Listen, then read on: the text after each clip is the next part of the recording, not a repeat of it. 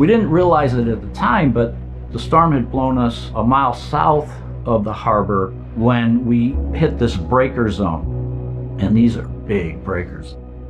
We actually drove right off of one. And boom, catapulted me into the ocean. It's absolutely dark. It's turbulent. I'm being tossed and tumbled like a rag doll. It was probably one of the most ferocious and vicious moments in my life. You can only hold your breath so long. And it isn't long that you try to breathe. And I drown. But there's this pervasive feeling that I'm not alone, that there's something greater there.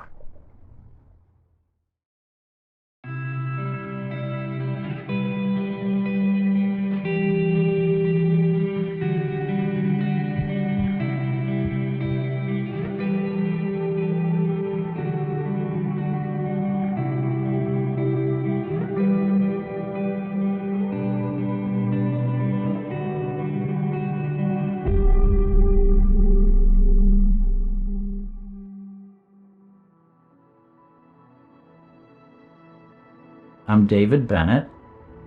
I grew up in central New York as a child. My mom was a single mother when it wasn't popular to be a single mother. So she kind of would ship me around from one family to the next. She would pay them $5 a week for them to care for me, to house me, send me to school, stuff like that. She thought she was doing the best thing for me. Unfortunately, a lot of these families, I was just an extra kid in the house, you know, and I didn't really belong in the house. And kids pick up on that. Kids perceive when they're wanted and when they're not wanted. And so I never ever really felt like I was a part of any of these families that I was put into. It was a very dysfunctional first 7 years of my life.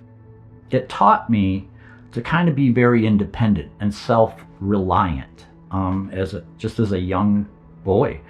And then at 7 to 14, I was placed with a family that was a little more grounded, a little more centered. But then my mom pulled me out of that family because she now wanted to be my mother. And at 14, I didn't know really who this woman was, or my new stepfather at the time. And they had a habit of arguing a lot. So I spent a lot of that time escaping. I went into the service because I really couldn't afford college on my own. So I went into the service to be able to get money for college and to go into engineering school. And so I became a mechanical engineer in the Navy, and I did well. I was able to be productive and to move forward. But I had that philosophy of I'm going to cut my swath through life. And so I was very narrow focused. I really didn't care what other people thought.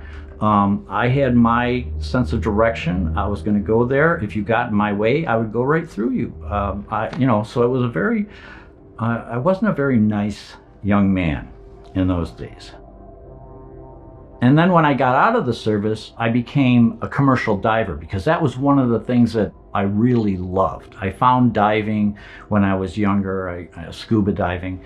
And so I wanted to combine the engineering with diving. And so I became a commercial diver and eventually became the chief engineer of the research vessel Aloha. I was in charge of just about anything that moved or was mechanical on that ship. That was my dream job. There's no rule book for the work that we were doing, and as the chief engineer, every job created new challenges, and my soul fed on that. Commercial diving in the 80s was incredibly dangerous. In fact, we couldn't get personal life insurance because the survivability of commercial diving back in those days was not too great.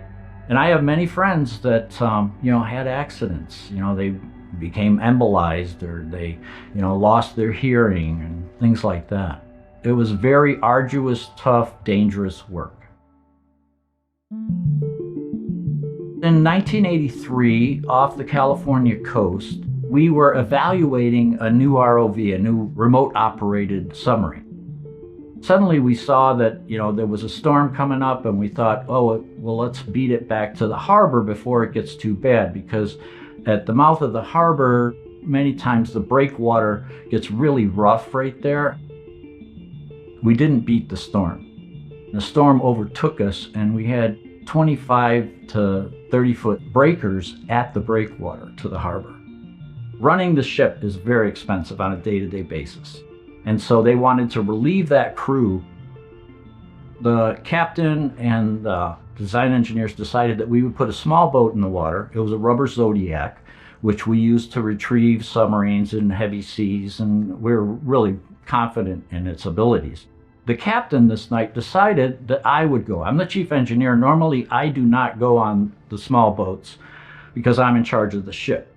But because we were just evaluating a submarine, we weren't on a full-blown job, we only had a small deck crew. And so the crew that we had were not familiar with the harbor. So the captain thought, because I'm third officer, I knew the harbor well, that I should go on this trip.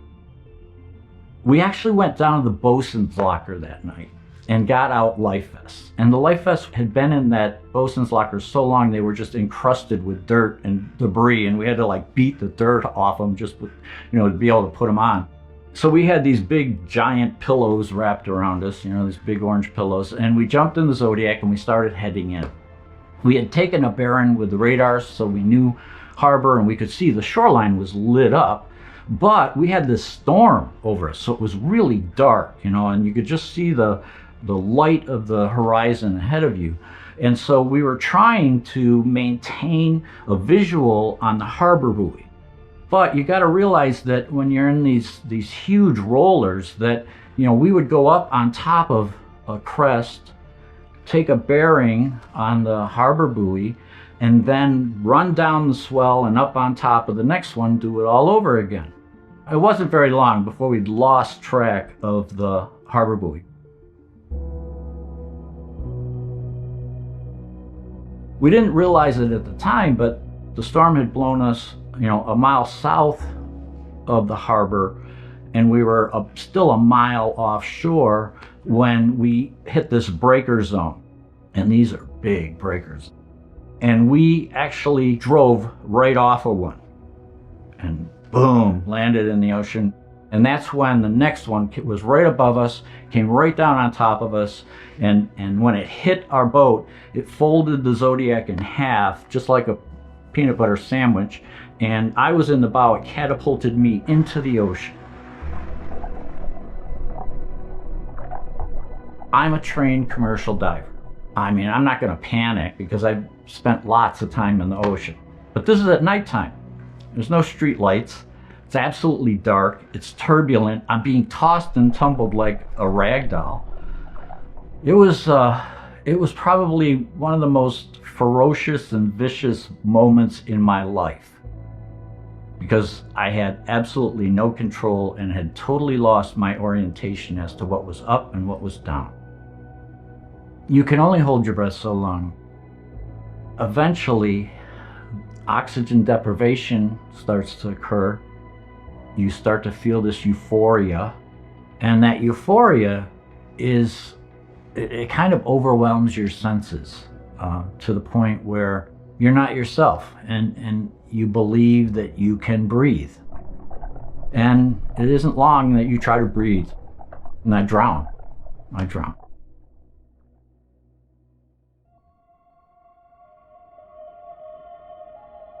I found myself in this absolute darkness. And you got to realize I was in this ocean that was roiling, you can't imagine the amount of noise that an ocean makes when it's pounding those waves. And so suddenly it's quiet and it's peaceful. I'm not being tumbled and tossed anymore. I'm not cold anymore. I'm comfortable. But there's this pervasive feeling that I'm not alone, that there's something greater there. They teach us about oxygen deprivation. They take us pretty far into the euphoria, but this is way past anything I'd ever experienced. So I'm like curious, what is this? I just was in the most violent episode of my life, and now I'm in this peace and this quiet. And then I saw just this tiny little pinprick of light, and it draws your attention. Suddenly there's this light. And I started looking at it, and it felt like it was coming toward me. I was moving toward it. And as I got closer and closer to the light, I noticed that it was like millions upon millions of fragments of light. And they were all interacting with each other. They were, if you've ever seen a school of sardines or something like that, where they all swim in unison, it's like they have one mind. These fragments of light were like that, but they were infinite. At this point, I'm like, whoa, who am I? What am I? Those types of questions.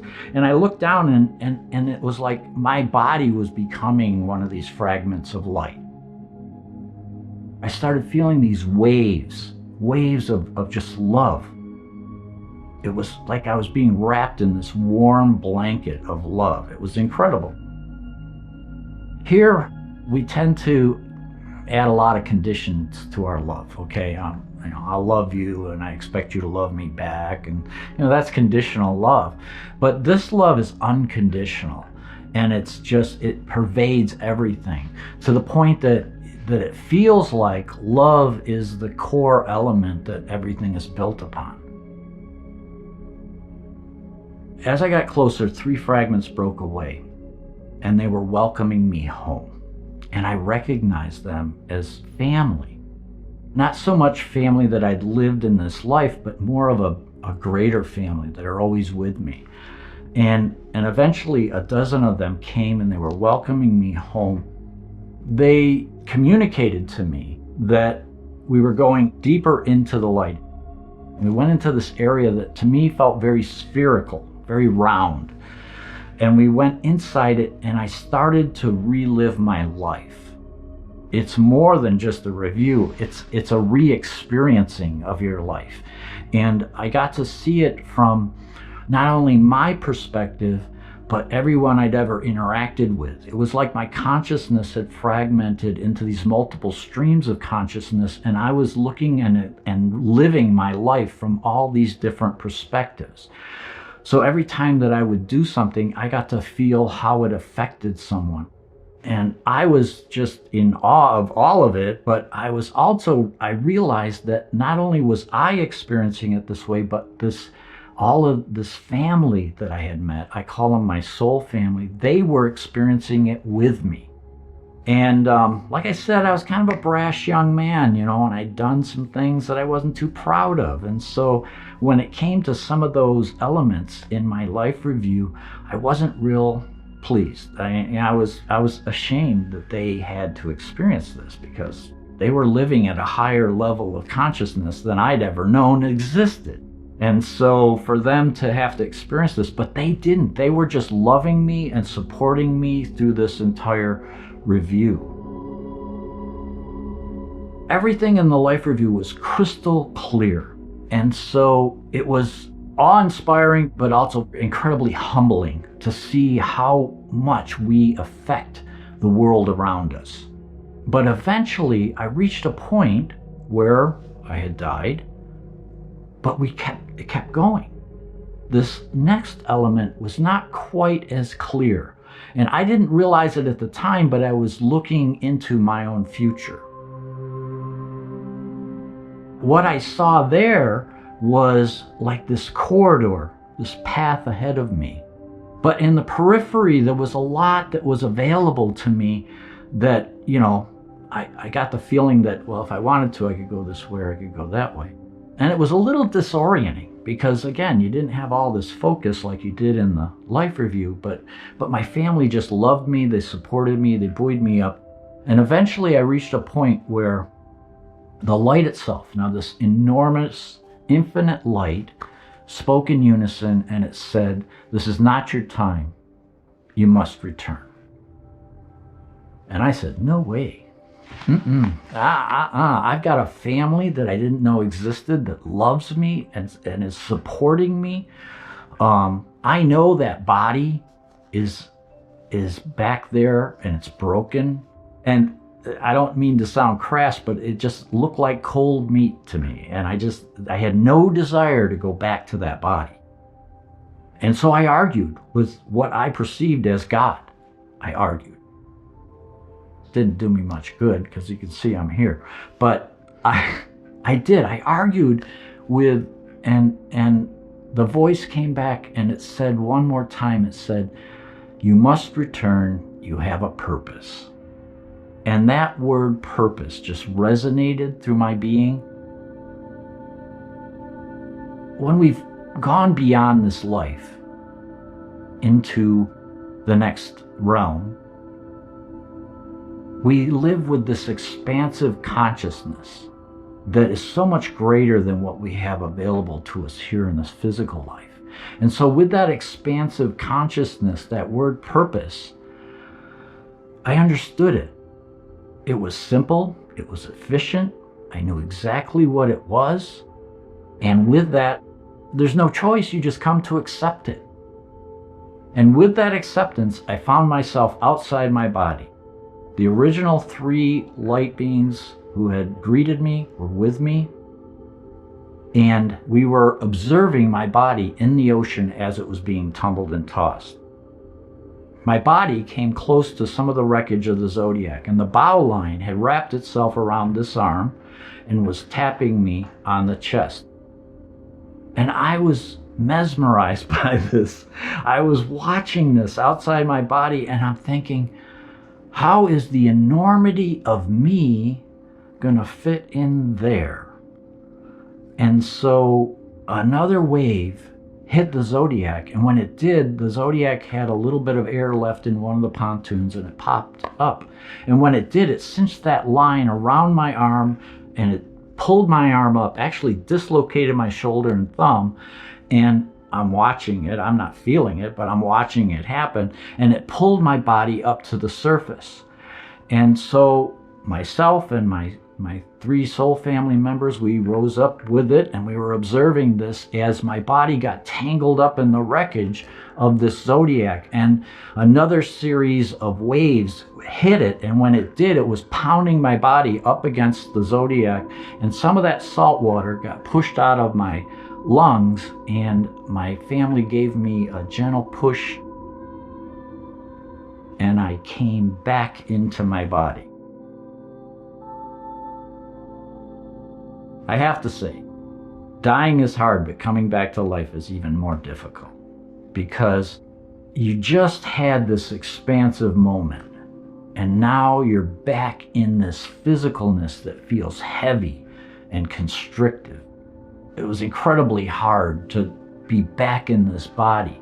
And of course, I'm still getting rid of salt water, and I hear my mates, they're the real heroes of this story, because they had stayed on station while I had drowned and came back to life, and they were searching for me. And one of them had held onto a flashlight, and they were sweeping the surface and trying to find me. And I tried to respond, because they were calling out to me, but I tried to respond, but all I could, when you've breathed in salt water, your larynx is really irritated. But they spotted me, and they came over, and we all rallied around that wreckage. And once we were all accounted for, we all started heading in. We still had that mile to swim. When we hit the beach, because I had a dislocated shoulder and thumb, one of the crew put a foot here and a foot here and pulled back and popped my shoulder back in, and I pounded my thumb until I got it back in place. But boy, I felt like a Mack truck had run me over.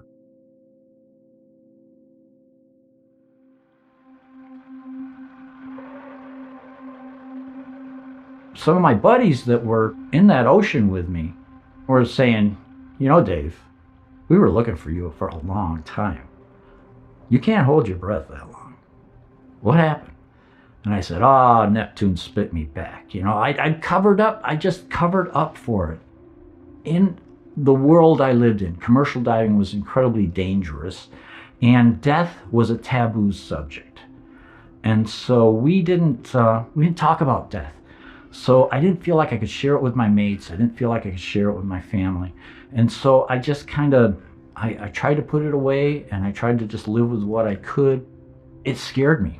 it frightened me. The experience, and that's hard to say for a macho diver guy that I was at the time, but it really rattled me because I didn't have any foundation for this experience. And so I was grasping how to deal with it. And I found that if I just took the elements that I was comfortable with, and then I would just shove the rest of it away, kind of. And the elements that I was comfortable with was in that life review. You know, I was in my mid-20s and suddenly I saw who I was. I saw, boy, I've got a lot of things to work on, but I could accept this is who I am right here, right now, and I can work on myself to be better. The rest of it, speaking to God, arguing with God, meeting a soul family, I tried to bury it. I like to say that I took it, put it in a box, wrapped it up with duct tape, because divers love duct tape, and wrote on it with a big old marker, you know, do not touch, and shoved it as far back in my mind as I possibly could, and tried to go on with my life.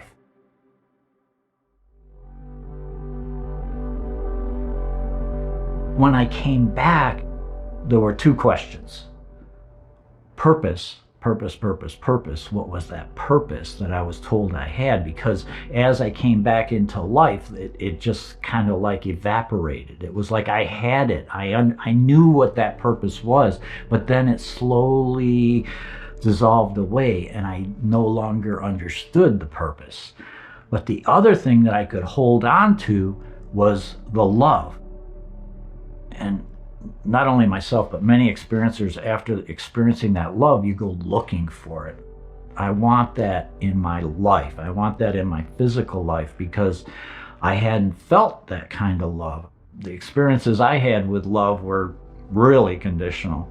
And so to suddenly have this unconditional, all-pervasive love that is attached to everything and is the root of everything, you start looking for it. You start, where can I find that? How can I bring that back into my life? It can be a trap, actually, because you can become so involved with trying to find that you put your life aside and just in the search to try to bring that back into your life. Or it creates a longing, a desire to go back into that. And so, many times experiencers are very depressed afterwards because that love was so prominent. They want it in their life, but they can't find it, and so they long. I long to go back, and I'll tell you, when it's my time to return, I will welcome the return.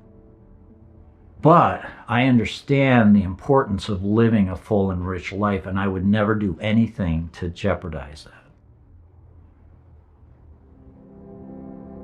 The experience itself has this element of hyper-reality, and it feels more real. And so that gives you that feeling of being home, because that feels more real than this. This life feels like a dream. It feels like I'm walking in a dream because I'm confined in this body with limited mental ability. And I long to go back home where I have my totality of who I am. I have a theory that when we're in this body, we bring with us just a percentage of our light. We bring just a small part of our light with us. But when we're released from the confines of this body, we're reintegrated with the totality of our being, with the wholeness of who we really are. There are times when we're having a spiritual experience that a larger percentage of it is available to us.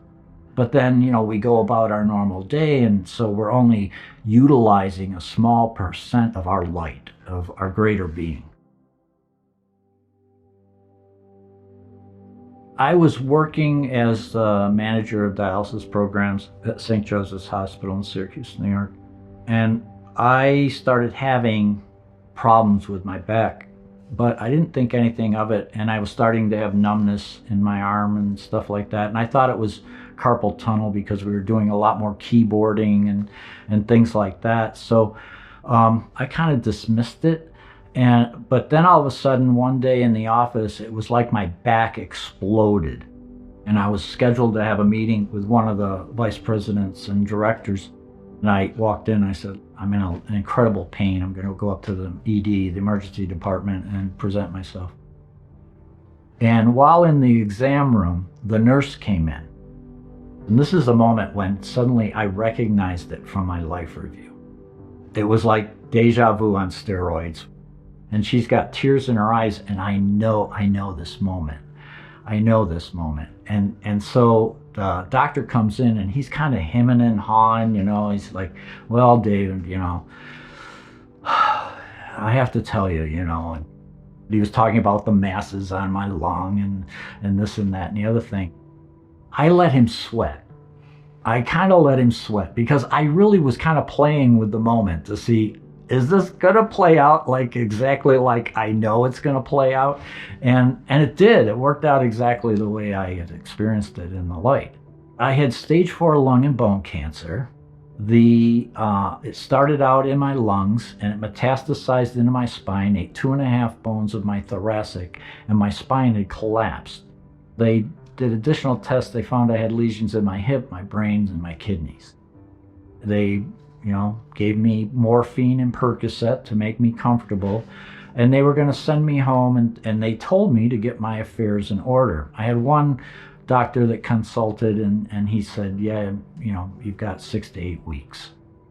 But I said no, because I had seen in my near-death experience that I was going to have cancer, but I also saw I was going to live beyond the cancer, and that there was purpose attached to it. And so I felt that it was necessary, and this sounds a little odd, but I used a lot of gratitude. This is when I actually started a lot of my gratitude practice. I used gratitude for going through the suffering that I was going through. And a lot of people thought that was nuts. But it's like, if you're going to be grateful, you've got to be grateful for all of life. When you're in gratitude, you reach a level of sincerity that is akin with the divine.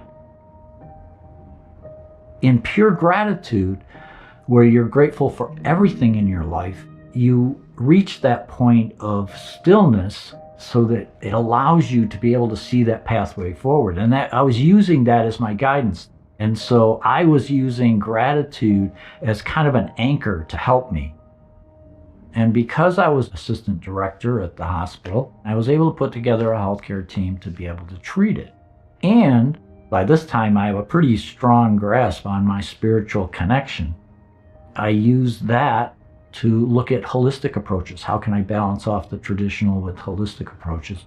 And within 6 months, we were cancer-free.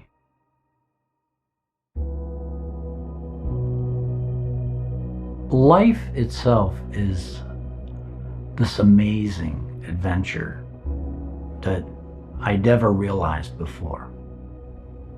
The near-death experience, and especially in the life review, you got to see how, even though only a part of our light is with us, we're still integral in the experience of oneness, the experience of God. While we're here, we have an incredible opportunity, actually a bit of a responsibility, to try to be the best person that we possibly can be. And all the avenues that leads us into is amazing. A lot of times, we look at our life with hindsight, okay, and we see, wow, I did that. And even though that was a lot of suffering there, on the backside of it, I learned this and I benefited by that, So even though life gets hard a lot of times, we're co-creating with everyone else.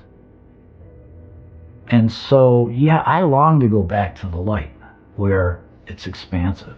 But you know what? The work that we're doing here is just as important. It's just as meaningful.